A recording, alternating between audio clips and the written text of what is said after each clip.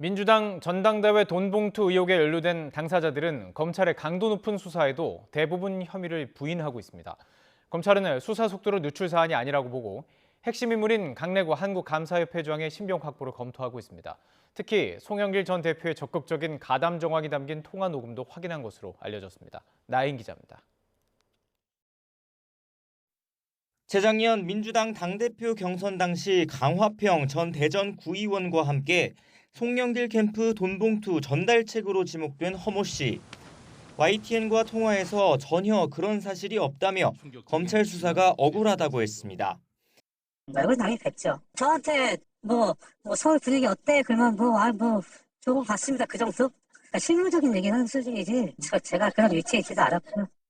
캠프 지역본부장들에게 뿌릴 1,000만 원을 대준 혐의를 받는 조택상 전 인천부시장도 앞서 이 전 부총장이 돈을 요구한 건 사실이지만 건네진 않았다고 주장했습니다.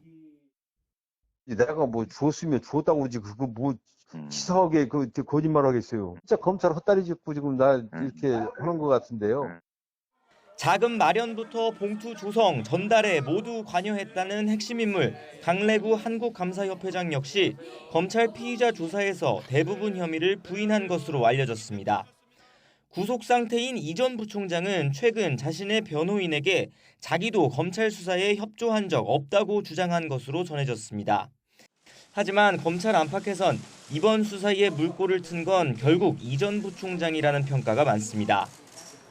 압수수색 영장 내용만 보더라도 최소한 돈봉투 살포 정황이 녹음된 자신의 통화 내용을 뒷받침할 진술 정도는 한 것으로 보입니다. 검찰은 일단 9천만 원 넘는 불법 자금 가운데 8천만 원을 끌어온 혐의를 받는 강 회장을 한두 차례 더 조사한 뒤 구속영장을 청구하는 방안을 검토하고 있습니다. 송영길 전 대표의 관여 여부를 알고 있을 보좌관 박모 씨도 곧 검찰에 불려나와 조사받을 것으로 보입니다. 검찰이 확보한 통화 녹음에는 송 전 대표가 강 회장이 돈을 많이 썼는지 물었다는 이 전 부총장의 말도 담긴 것으로 알려졌습니다.